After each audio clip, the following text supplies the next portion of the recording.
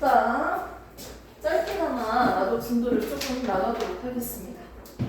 영상은 지금 눌러서 이제 녹화가 되고 있습니다.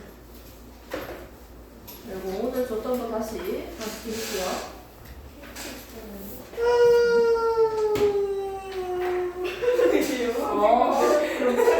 그렇구나. 뭐하냐, 일정을 치면. 테이가 한번을 해요. 방금 무슨 소리였죠?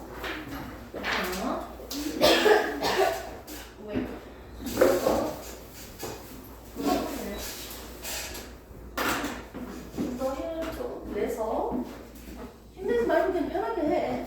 힘이 뭐라고 쓰는. 자, 봅시다. 책도 한번 펼쳐볼까요? 일과 에너지 몇 페이지입니까?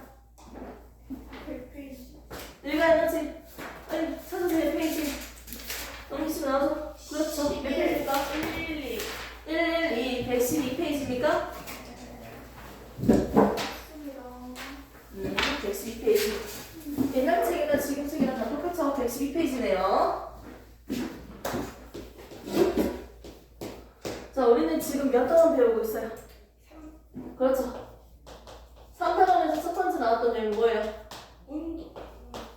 운동 배웠죠. 오, 정확하게 기억하고 있네요. 자, 운동하는 물체가 있는데요. 마찰과 저항이 없다는 전제하에서 설명할게요. 자, 외부의 힘이 있으면 어떻게 된다? 알짜임이 있으면 속력이 빨라지거나 느려지는 속도가 변하는 가속 운동을 하겠죠. 자, 그런데 외부 힘이 뒤에 없으면 무슨 운동을 한다? 속도의 변화가 없다, 속력의 변화가 없다, 근속 운동을 한다고 우리가 배웠습니다. 그러면서 물체가 아래로 떨어지는데 운동 방향과 같은 방향으로 계속 일정한 힘이 작용하고 있는 운동, 속도가 점점 빨라지고 있는 등가 속도 운동에 대해서 우리가 배웠어요. 물체가 낙하하고 있는데 무슨 상태? 진공 상태에서 낙하한다 했죠? 자유 낙하 운동을 배웠습니다. 우리는 얘는요 1초 뒤에 속도가 어떻게 되는지, 속력이 어떻게 되는지 한번 봅시다. 먼저 처음에 정지하고 있을 때는요 0m/s였어요. 1초 뒤에는요 어떻게 됐습니까? 물체가 떨어졌는데 속력이 어떻게 됐어요? 9.8m/s. 또 1초 뒤에는요 속력이 어떻게 됐습니까? 1초 뒤에 9.8 더하기 9.8이니까 얼마? 19.6m/s 됐죠? 속력이. 또 1초 뒤에는요 어떻게 됐습니까? 그림에서는 낚이면 안 돼요. 점점 이 이동한 거리가 점점 길어져야 되잖아 원래는. 자, 그 다음에 1초 뒤에는 9.8이 증가했습니다. 그래서 29.4m/s의 속력이 됐죠. 그래프식으로 그려보면 어떻게 됐다? 직선으로 그려졌다는 거죠. 어떻게 된다? 1초에 9.8, 1초에 9.8, 1초에 9.8 속력이 증가하고 있는 운동을 하고 있습니다. 속력이 1초에 9.8씩 증가하고 있죠. 아, 속력의 증가량이 어떻게 돼요? 일정하죠? 계속 똑같은 양만큼 증가하잖아요. 오케이? 속력이 일정한 게 아니고 속력의 변화량이 일정한 거예요. 됐습니까? 뭐가 일정한지에 대해서 시험 한 문제 나올 거예요. 좀 세부적인 문제에서는. 그리고 이제 나오는 게 뭐냐면 일과 에너지입니다. 이 내용은요 항상 되게 중요하게 다루고 있었어요. 이 개념에서 나오는 여러 가지 물체가 나오는데 도르래, 지뢰 이런 것들이 있었거든요. 근데 그런 걸 이제 빠져가지고 좀 우리가 수월합니다. 공부하는데. 3단원에서는요 우리가 운동에 대해서 배우고 기본적인 운동 그리고 일과 에너지에 대해서 배울 거예요. 선생님은 지금 일을 하고 있습니다. 이것도 일이긴 일이죠. 하지만 우리는 지금 과학이기 때문에 과학에서 말하는 일은요 개념이 조금 달라집니다. 과학에서 말하는 일은요 내가 힘을 주고 물체를 움직였을 때 일을 했다라고요. 힘을 주고 물체를 움직였을 때 일을 했다고 하는 거예요. 힘과 이동거리가 있을 때 일을 했다고 할 수 있습니다. 내가 힘을 더 많이 쓸수록 일을 많이 한 거 아니야? 맞죠? 힘을 적게 쓰는 것보다 힘을 많이 쓸수록 일을 했는 양이 많겠네요. 멀리까지 물건을 옮겼을수록, 맞죠? 물건을 더 멀리 이동시킬수록 이동거리가 클수록 일을 더 많이 했네요. 됐습니까? 그래서 이동거리가 클수록 일을 한 양이 더 크다라고 얘기할 수 있겠네요. 커질 때 커진다, 커질 때 커진다. 내가 궁금한 건 뭐다? 일의 양이에요. 자, 일의 양은요, 어디에 대해서 비례한다? 힘과 이동거리에 대해서 각각 비례했어요. 그럼 서로 그냥 곱하기로 식을 만들면 되겠네요. 가학에서 말하는 일은요, 힘과 이동거리가 있을 때 가학에서 말하는 일을 했다 라고 정의할 수 있고요. 이때 일의 양은요, 힘 곱하기 이동거리입니다. 너가 한 일의 양, 물체를 밀어서 움직였어요. 이동시켰어요. 이 일의 양에 대해서 한번 계산을 한번 해보겠습니다. 너 일 얼만큼 했니? 일의 양을 계산하고 싶은데 두 가지 경우를 볼게요. 하나의 물체가 있는데 이 물체를 밀었어요. 지면에서 물체를 밀 때 했는 일의 양 계산해 볼게요. 자, 두 번째는요. 지면에 있는 물체를요. 위에까지 들어 올릴 거예요. 오케이? 이렇게 10m라는 높이로 들어 올릴 거예요. 물체를 들어 올릴 때 한 일의 양에 대해서 한번 계산을 해봅시다. 두 가지로 계산을 할 겁니다. 자, 먼저 첫 번째. 일의 양, 물체 밀 때. 두 번째, 들어 올릴 때. 일의 양입니다. 일의 양의 공식이 뭐라고요? 힘 곱하기 이동거리라고요. 힘 곱하기 이동거리라고요. 내가 물체를 이렇게 밀 거야. 미는 힘 자체가 50N이에요. 그리고 몇 미터 이동시켰다? 20m 이동시켰어요. 일의 양이 얼마예요? 50 곱하기 20이에요. 단위는 줄. 에너지나 일의 단위는 줄로 쓸 거예요. 줄. 자, 이렇게 해서 우리는 일의 양을 계산을 해봤어요. 힘에다가 그냥 이동거리만 곱해주면 되구나. 해봤는데 지면에서는 물체를 이렇게 이동시키려고 힘을 주잖아? 그러면 이 물체가 이동하지 말라고 방해하는 힘이 존재합니다. 반대 방향으로 방해하는 힘. 이 힘을 우리는 뭐라고 하죠? 보통? 마찰력이라고요. 물체가 운동하는 방향과 반대 방향으로 이동하지 못하도록 방해하는 힘. 이 힘을 우리는 마찰력이라고 합니다.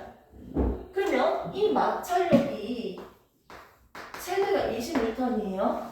오케이?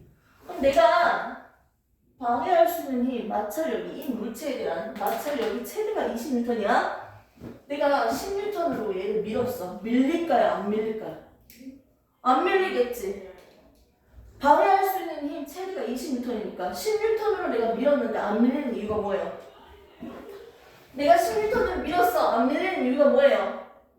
반대 방향으로 10N의 마찰력이 발생했기 때문이에요. 내가 15N으로 밀었어. 근데 안 밀려. 그 이유는 뭐다? 15N이 있으니까요. 마찰력이 있으니까요. 선생님 마찰력 항상 20이어서 그런 거 아니에요? 내가 10으로 밀었으나 15로 밀었으나 항상 뭐다? 마찰력이 얼마니까? 20이니까 안 밀리는 거 아니에요? 아니에요. 내가 미는 힘보다 마찰력이 더 세다면 어떻게 될까요? 이 물체는 반대편으로 움직이겠지. 맞잖아. 힘이 더 센 방향으로 움직일 거 아니야. 맞죠? 이렇게 생각하시면 안 되고요. 지금 내가 10N을 밀었는데도 물체가 끔찍하지 가만히 있는 이유는 반대 방향으로 무슨 힘이 작용한다? 마찰력으로서 10N이 작용하고 있는 거예요. 그러면 5N, 10N, 15N 해도 끝도 없어. 17, 18, 19, 20 하니까 20N부터 이제 드디어 밀리기 시작할 거예요. 최소 이 물체를 밀기 위해서 나는 얼마만큼 힘을 줘야 된다? 20만큼 무조건 줘야겠지. 최소. 맞죠? 이 물체를 밀기 위해서 최소한 필요한 힘의 크기가 20N이에요. 됐습니까? 그래서 물체를 밀는데 이때 이 물체를 밀 때 이 힘의 크기 곱하기 이동거리가 이의 양이야. 이의 양인데 이 힘은 누구로 계산한다? 마찰력으로 계산하면 됩니다. 마찰력 곱하기 이동거리예요.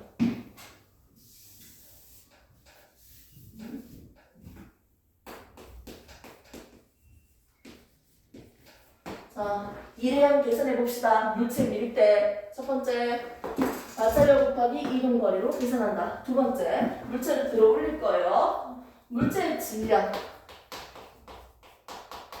질량과 무게를 서로 우리가 구분을 꼭 해야 될 거 아니야.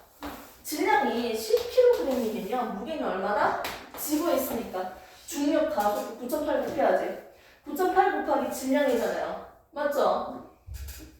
뭐 곱해요? 9.8 곱해야죠? 9.8 곱하기 9.8m/s 제곱 9.8 곱하기 질량이었잖아. 98? 그렇지. 어떻게? 9.8 곱하기 질량이었잖아요. 됐습니까? 9.8만 곱해주면 되죠? 지구 중심에서 잡아당기는 중력이 있기 때문에 이 물체의 무게는 뭐다? 질량 10에다가 뭘 곱한다? 9.8m/s 제곱 9.8을 곱합니다. 지구에서는 즉 뭐 곱하기 뭐? 질량 곱하기 뭡니까? 9.8을 해야지 무게가 나와요. 오케이? 예전에 우리가 배웠던 내용이고요. 그냥 한번 읽어봤고요. 다 필요 없어요. 얘 질량 곱하기 9.8을 했을 때 98이죠? 이걸 뉴턴이라고 할게요. 힘, 뉴턴. 무게의 단위는 N으로 적을게요. 98뉴턴입니다. 이 물체의 무게가 98뉴턴이니까 이 무게만큼 내가 이 무게를 들기 위해서 최소한으로 힘을 얼마큼 줘야 될까요? 힘을 줄 때요. 아랫방향으로 잡아당기는 중력의 크기가 얼마다? 98뉴턴이에요. 중력이요. 물체의 무게가 아래로 잡아당기는 중력입니다. 질량 곱하기 9.8이라고요. 중력의 크기는 얼마예요? 질량 곱하기 9.8이에요. 그러니까 이 물체를 아랫방향으로 지구가 잡아당기고 있는 힘이 얼마다? 98뉴턴이라고요. 그럼 내가 이 물체를 들기 위해서 최소한의 힘 얼마큼 필요해요? 윗방향으로 얼마큼 힘을 줘야지 들리기 시작할까? 18. 야, 이 새끼야. 자, 98뉴턴이라고요. 지구 중심에서 잡아당기는 힘이 이 물체를. 그럼 내가 이걸 들어 올리기 위해서 들어 올린다 할 때 최소한으로 필요한 힘의 크기 얼마야? 반대 방향으로 얼마큼 힘을 줘야 돼? 최소 98은 줘야 될 거 아니야. 맞죠? 98 주니까 96, 97 안 들리네. 98 하고 이제 98부터 들어 올릴 수 있습니다. 자, 이 물체를 들어 올리는데 최소 98N만큼 힘이 필요하네요. 무게만큼. 됐습니까? 그래서 이 물체의 무게만큼 힘을 줘야겠죠. 힘 곱하기 이동거리인데 이때는 힘이 뭐다? 무게로 계산하시면 됩니다. 얘는 98N이니까 이동시킨 거리는 높이잖아, 결국. 맞죠? 이동시킨 거리는 결국 위로 들어올릴 때는 높이라고 하시면 되죠. 뭐 곱하기 뭐? 98 곱하기 10m. 됐습니까? 여기서는요, 마찰력이죠? 힘 곱하기 얼마? 이동거리인데 여기서 힘은 마찰력으로 계산하면 되고요. 물체를 들어 올릴 때는요, 무게, 힘 대신에 무게, 이동거리 대신에 높이라고 하면 됩니다. 다 필요 없고 결국 일의 양을 계산하고 싶어요. 니 얼마나 일 많이 했어? 뭐 곱하기 뭐다? 그렇지, 힘 곱하기 이동거리다. 우리가 외울 건 뭐다? 이거 한 개요. 이거 한 개인데 계산을 하기 위해서 그냥 두 개로 나눠서 지금 보는 거예요. 계산을 해야 되니까. 자, 그래서 한번 보겠습니다. 1페이지 보시면 쌤이 만들어준 거 가학에서의 1. 자, 일의 양은 뭐다? 힘 곱하기 이동거리다. W, F 곱하기 S. 됐죠? 자, 이렇게 되어 있고요. 각각의 약자에 대해서 궁금할까봐 각각 쌤이 퍼와서 붙였습니다. 자, 됐습니까? 힘과 이동거리. 줄 거예요. 한 물체한테.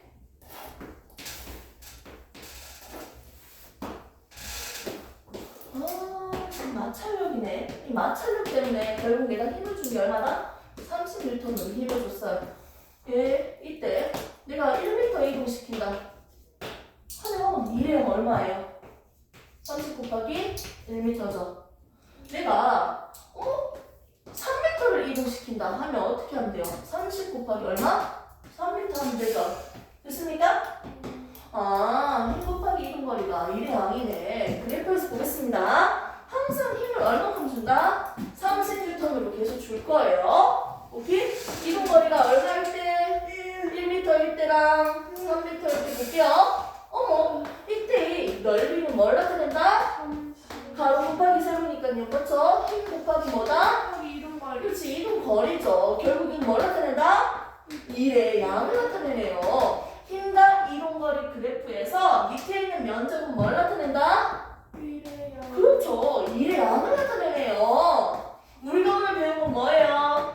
1은요, 힘과 이동거리가 있을 때 1을 했다고 합니다. 힘을 준 방향으로 이동했을 때 1을 했다.